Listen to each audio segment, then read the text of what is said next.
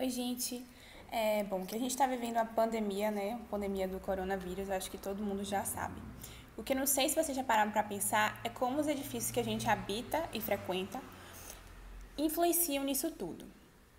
Então, para começar, eu vou falar para vocês de um conceito chamado de Síndrome do Edifício Doente, que é um conceito que é inclusive definido pela Organização Mundial da Saúde, a OMS. O que é um edifício doente? O edifício doente é aquele cujo ambiente interno traz algum tipo de malefício para a saúde dos seus habitantes, dos seus ocupantes.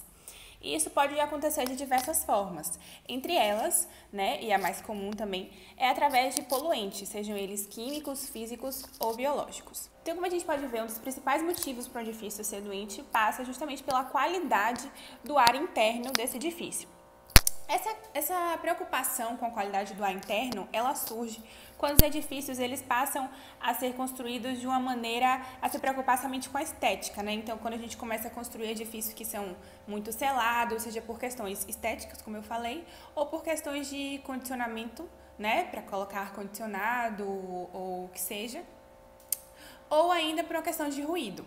Só que o que acontece, né? Quando a gente faz esses edifícios selados, sem a gente pensar nas consequências disso, a gente faz com que os poluentes, né, que são originados tanto da roupa que vem de fora dos seus ocupantes, quanto dos materiais de limpeza, quanto dos próprios dutos de ar-condicionado, quando eles não têm uma manutenção adequada. A gente faz com que esses poluentes eles fiquem concentrados dentro do edifício e eles causem malefícios à saúde dos seus ocupantes. Além desses poluentes que eu comentei, né? Além disso, o próprio metabolismo humano ele gera gás carbônico.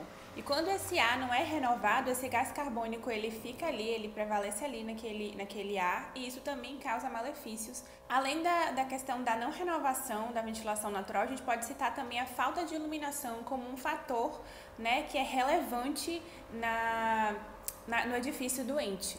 Então, a falta de iluminação, além de poder acarretar problemas psicológicos, ele também contribui com a proliferação de fungos e outras bactérias, né, através do mofo, porque, como a gente sabe, o mofo ele gosta de ambientes úmidos e pouco iluminados, né? Então, principalmente aqui no nosso clima, ambientes sem iluminação são um grande chamariz para esse tipo de coisa que traz malefícios para a gente. Então, o que a gente tira de conclusão disso? A gente percebe que esses edifícios doentes, eles surgem justamente quando a gente não prioriza as questões de conforto, as questões ambientais, né, em detrimento de outras questões, né, sejam elas estéticas, enfim.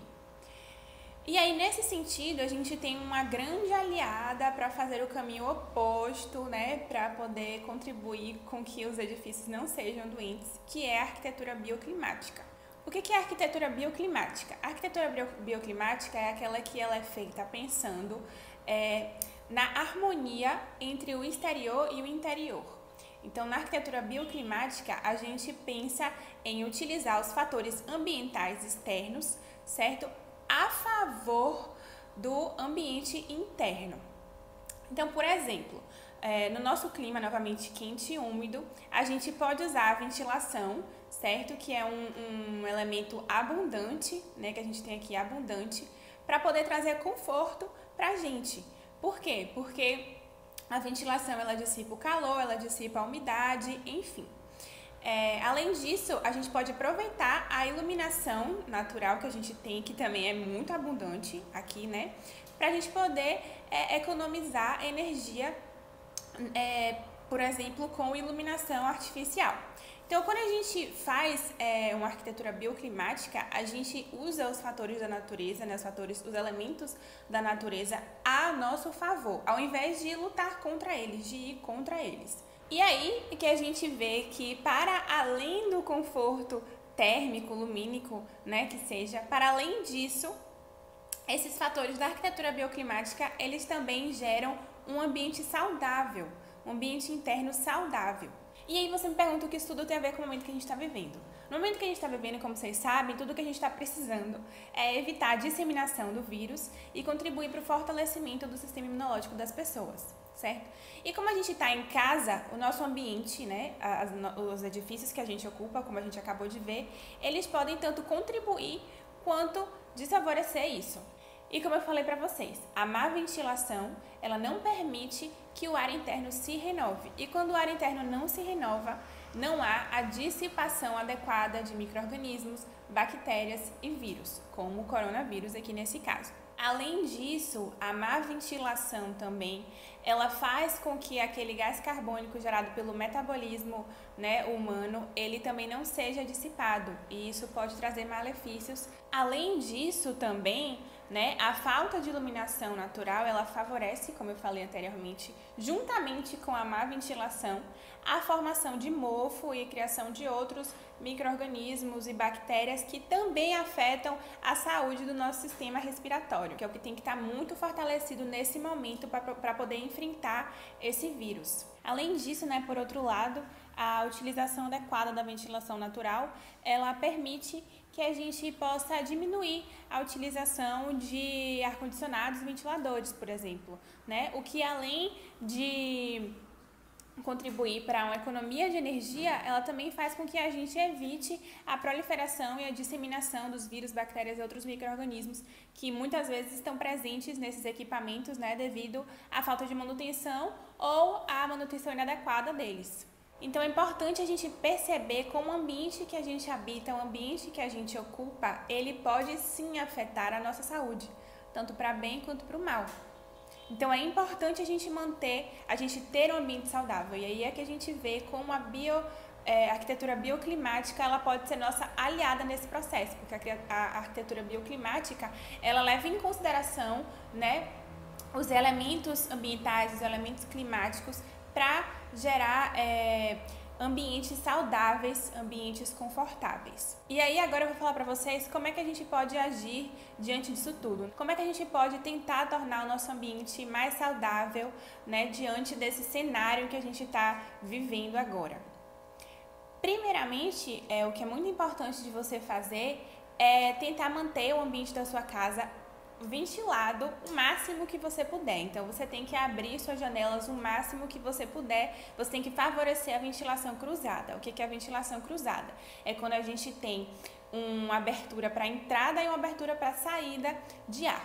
Então, por exemplo, se o cômodo onde você está, ele não tem duas saídas de ar, uma entrada e uma saída de ar, não tem duas janelas, o que você pode fazer é abrir a porta também para favorecer essa ventilação cruzada, certo? Além disso, abra a cortina. Se você abrir a cortina, você já favorece muito essa passagem de ar e você também favorece a passagem da iluminação, que, como eu comentei, é muito importante também.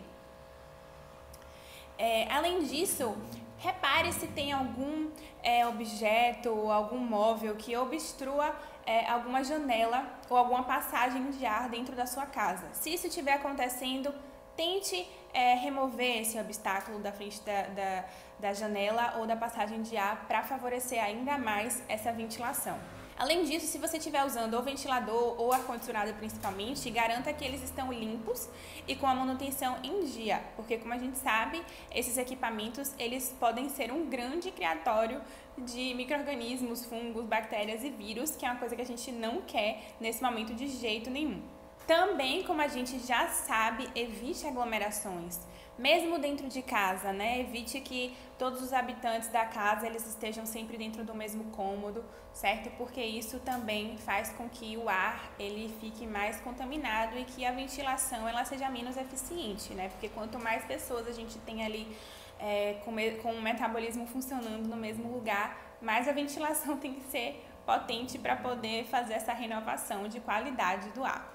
Então é isso, gente. A gente viu hoje como é muito importante a gente pensar na arquitetura aliando os conceitos de saúde, de conforto. Isso é imprescindível para uma arquitetura de qualidade para os seus habitantes. Mantenha a sua casa o mais saudável possível, se mantenha saudável, evite sair de casa e vamos passar por isso juntos.